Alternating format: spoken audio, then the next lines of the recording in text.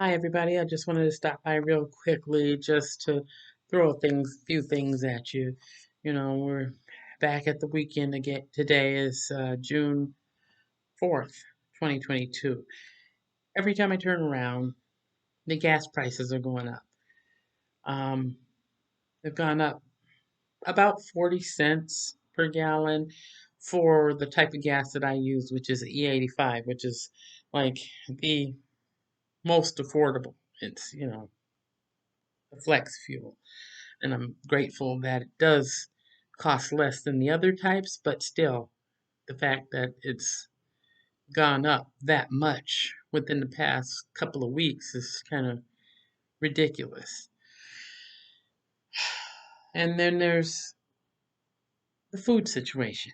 Every time you turn around, aside from there being this viral thing and that viral thing coming out every few weeks, and people get overconfident and then they go out and do whatever, and then next thing you know, these people are sick again for the second or third time, and other people are becoming allegedly infected or impacted in some way by these other illnesses and things that are going on in the community. Um, but there's, you know, food issues, which I've talked about the recalls since last year. Um, but now we have a recall on, is it actually a recall? Let me check. On certain types of cheese. There was listeria in the cheese. And, the way I saw it, Paris Brother recalls some cheeses due to potential listeria contamination. That's a company that's based out of Kansas City, Missouri, not Kansas City, Kansas. And so they've recalled several different cheeses.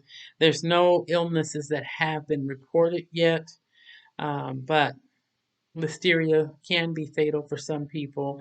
It can cause infections, especially with people that are frail or young children.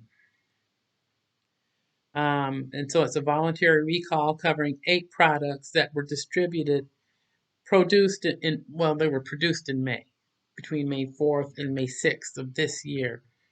And there's a number of lot codes that can be found under the Food and Drug Administration regarding that.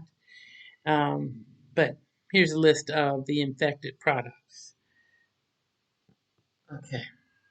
Cottonwood River Cheddar, Damier Brie Double Cream French Brie, Milton Prairie Breeze White Cheddar Style, Milton Tomato Garlic Cheddar, Paris Brothers Mild Cheddar, Paris Brothers Colby Jack, Paris Brothers Pepper Jack,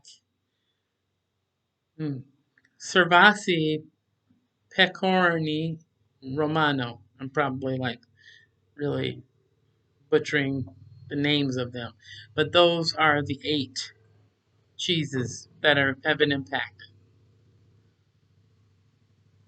There's a really quiet motorcycle going by, but I'll give it a second to move on along.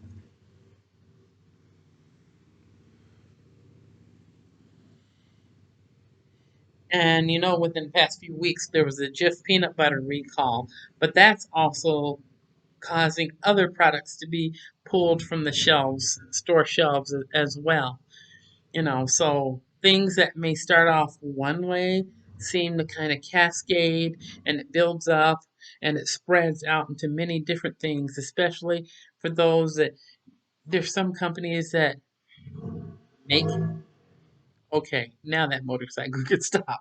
Okay, there are some companies that make a deal about, make things with like peanut butter dipped in chocolate. We know those kinds of products, or peanut butter sandwiches that are prepackaged, and people can buy it.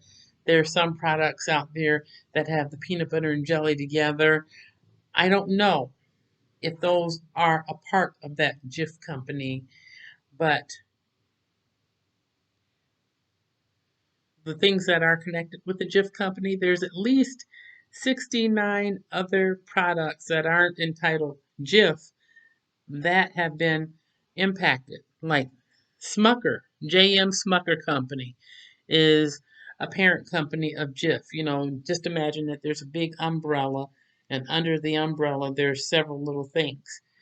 So that's J.M. Smucker Company is connected with Jif, and they initialed a voluntary recall last week after the FDA traced salmonella to a manufacturing facility in Lexington, Kentucky. And, you know, I'm just sharing what they've already put out there. These are not things that I'm assuming or making up myself. This is actually reports that they have put out there. And almost every day since then, other companies have been issuing their own recall notices after confirming that their products were also affected. It ranged from fruit or veggie snack packs, those cute little packs that you can get that's easy to take with you for lunch or for a snack somewhere, or to get a bunch of them and share with your kids because the kids look forward to getting those cute little snack packs. And that some of those included individually packaged Jif cups. Um, there are also confections that are made with Jif peanut butter, including fudge and store brand pies that are available. The original recall covered like 49 products that were under the Jif name, going from the 0.75 ounce cups to twin packs of the 40-ounce jars, which were the large ones. That's like when you go to the superstores or whatever and you say, I'm storing up, because I'm a prepper or whatever, and you want to get that double pack so that you can put it away. Well, I can't tell you what to do one way or another, and I'm not trying to say anything negative about the company. I actually like Jif peanut butter, and it's good that they are openly just recalling things. When you get that alert and you see that something is not right, and you care enough about your consumers in the community that you let them know so they can stop using it for a time till things can get sorted out. But the recalls have been widening so much, it's just kind of amazing.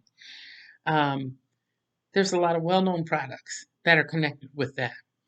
Del Monte's peanut butter and jelly sandwiches, um, and some of the Albertsons store made snacks are also in that recall. But what do you do? How do you know what to do? How can you tell if you have a product that's in that recall? Now we have an airplane going overhead. Hopefully, it's not too loud because I'm going to press on through this because I think this information is really important for us. All of the Jif peanut butter products can be identified by their lot code numbers, and that's easy enough to get through the FDA or off the Jif website. And it's the lot code number is found near the best buy date, which is different from the UPC number that's on the barcode. If the lot code's first 7 digits ends with 425, that means that it was made in Lexington. If that same code also starts with four numbers between 1274 and 2140, you shouldn't eat or serve that particular peanut butter. And they're suggesting that it should be discarded. That is per the company's suggestion.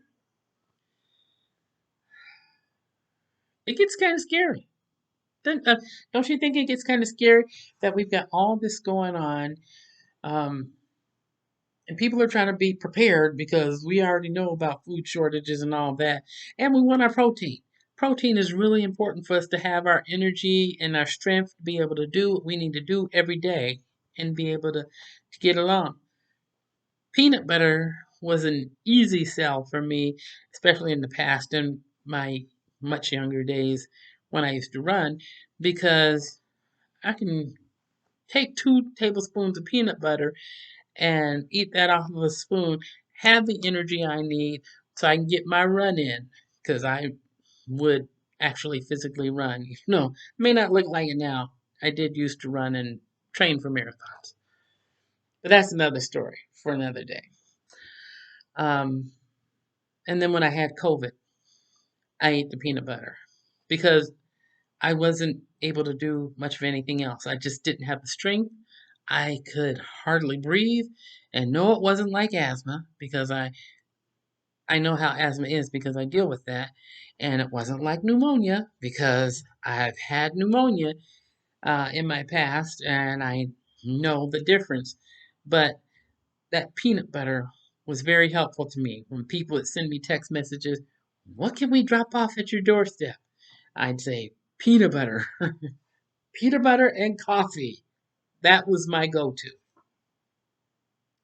Anyway, because of all this intense interest in everything that's going on, Jif has created a special web page to let people submit a claim if they purchase that peanut butter.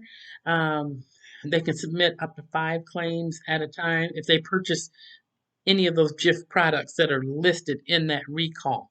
So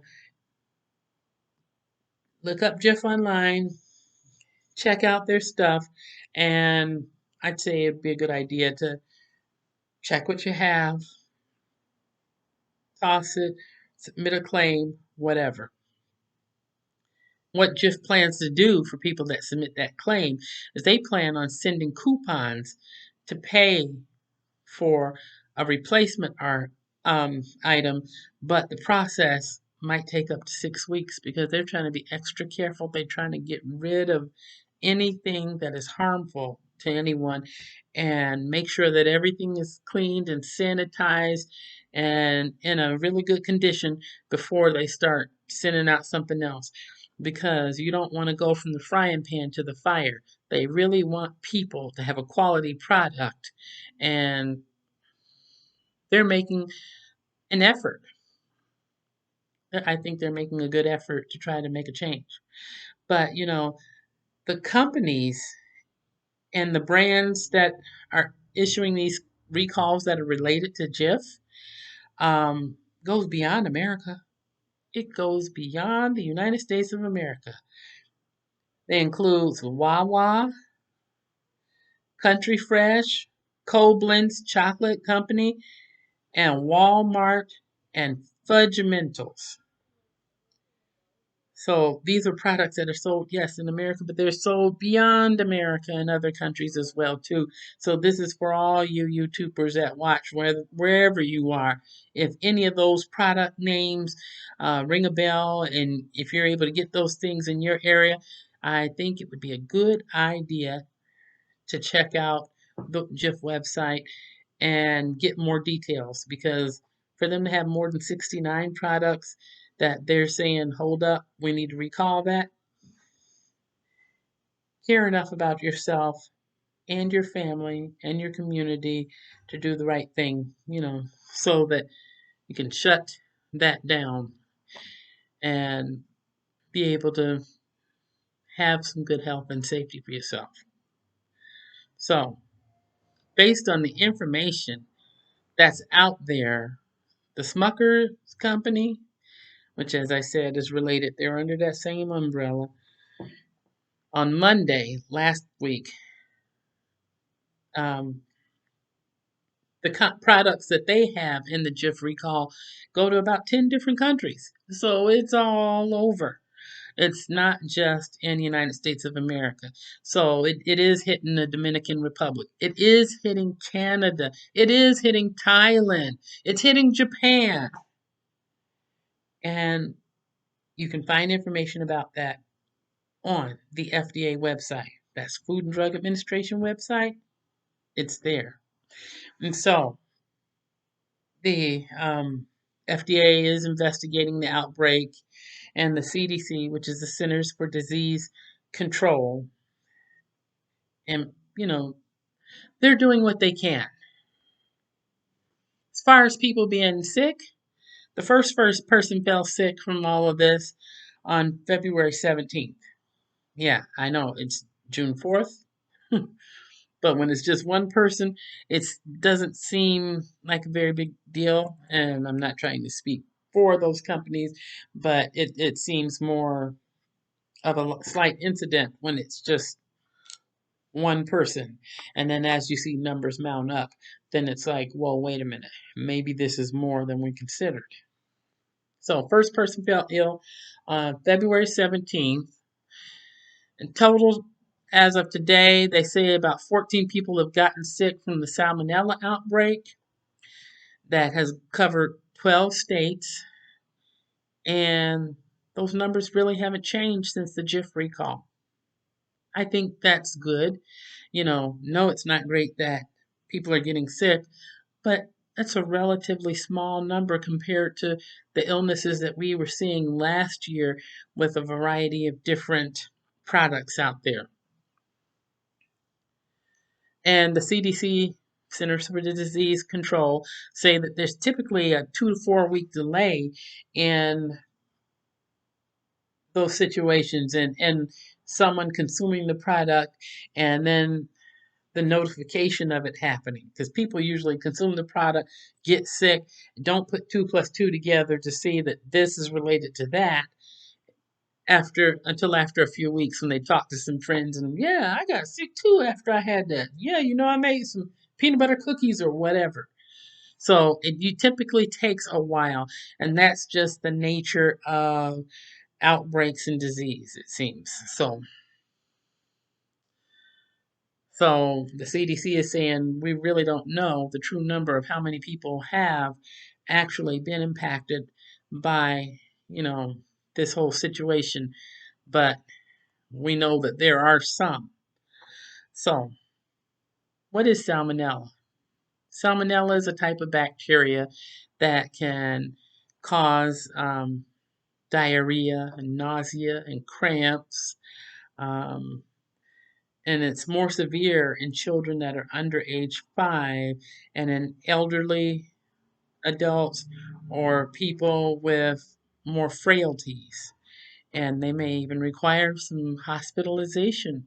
They might require some kind of treatment.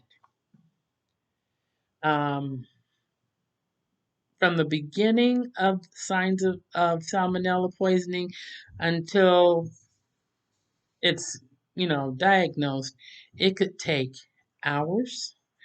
Um, and it could take days. But when someone gets sick, it typically lasts up to about a week. If you're feeling any weird symptoms and not sure what it's from, try to take into account the things that you've consumed. You can check out the FDA website or look into things under the Centers for Disease Control. Um, If you use Jif for Smucker's products, check out their website where you can get more information on those control numbers and having the information so you know whether or not you may have consumed some of the product that was affected. Um, I think it's great, I'll say again, that they are warning people and trying to protect the consumer by letting you know. What do you do now? You went to the superstore and they had that product on sale and you bought 6 or 8 jars. You bought a bunch of the twin packs of the large ones. What do you do now? Check that information. Check those numbers on the product. Go to that website. Check it out. Because if you bought that tainted product, don't just cross your fingers and hope everything's going to be okay and try to keep it anyway. And that's when it's time for you to let it go, contact the company, and see what you can do to be reimbursed. They may want the actual control information off of the product, or you just send the labels in or whatever and toss the product or whatever. But do what is right and what's best for you. It's hard because we see the signs of the times. We know that there are shortages in food in some areas. Some people say they don't see it, but it just ain't hit them yet. There's a lot of front lining of the food where you can see all the food across the front. You pull that first jar, and there's nothing but a blank space behind. I've seen it, witnessed it, experienced it myself. So I know that it's there. I know that it's happening, honestly. But then at the same time, places where there is food, that those food prices are going higher, higher, higher, higher, higher, higher. It's like, what can you afford? Seriously. Last week, I believe it was, we were just talking about contaminated strawberries, contaminated organic strawberries. And you know what's funny about that? And I don't know, maybe I shouldn't even say it. But, well, I'm going to say it anyway. Whatever. Recently, there's a lot of people that are out in the community trying to do good, trying to give, and they're caring and trying to do good things to help people to have food because there are a lot of places that are like a food desert. And by food desert, I mean there are places where there's a larger community, but there are just no food or food resources available in the community. And so people will come up and boop, ba-doop, ba-doop, boop, bring their big truck full of stuff, and they're ready to just like give, give, give, give, give, give, give, and help the community. Wasn't that wonderful? I feel great. Pat myself on the back, and then they're gone. And sometimes some of those items might be part of that group of contaminated things. We don't really know. We don't really know. And it's not that anyone's trying to do anything harmful to anyone. People seek to do good, but it's good to hold on to things for a minute or check out your product when you get it. How's it looking? How's it smelling? Is it looking kind of mushy? Is any visible or olfactory things that you can tell that stuff is just like not quite right?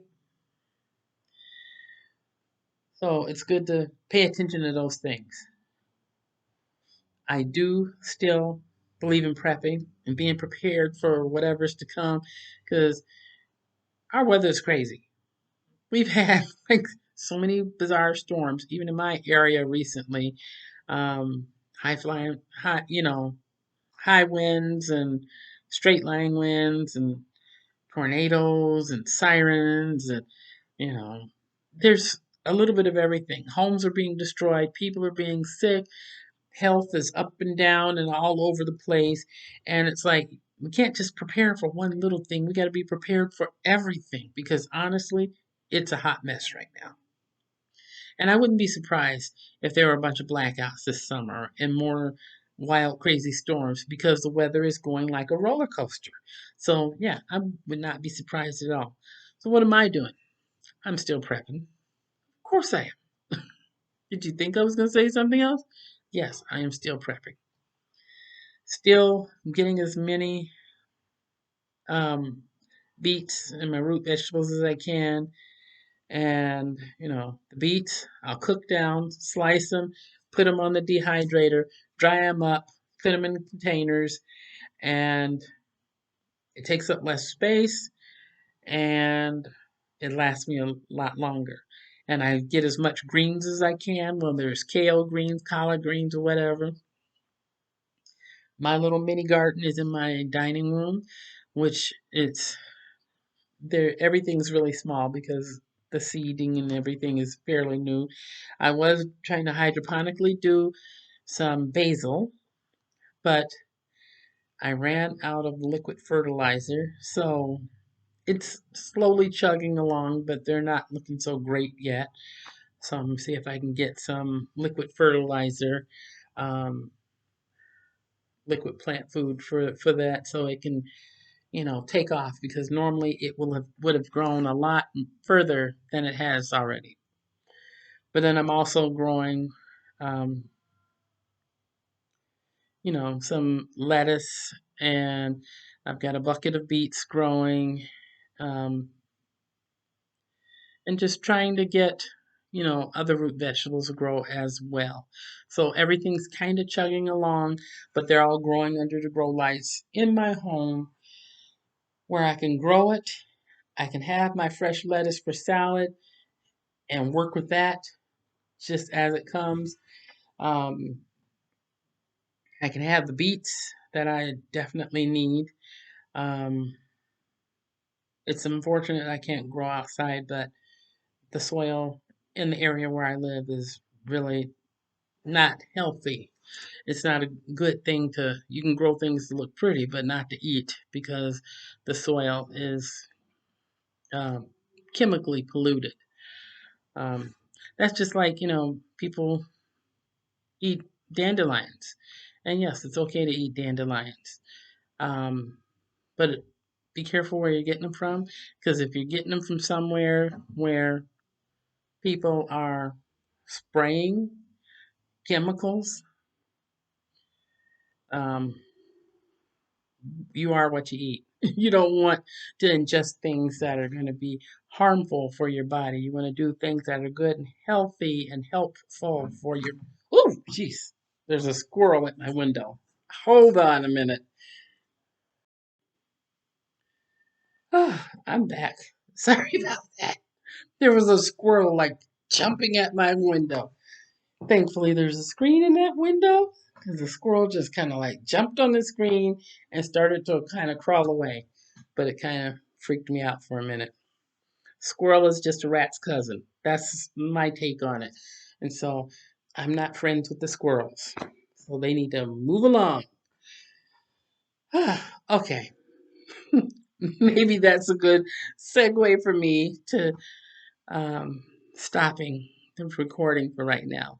But thank you for joining me, and I hope that you will check out the products you have in your cabinet and check on the Jif Smucker's website and check into the Food and Drug Administration and Centers for Disease Control to see if you have any of those products, and if you do, how it might impact you and what you need to do to stay healthy and stay safe for yourself. I look forward to talking to you again soon. Take care.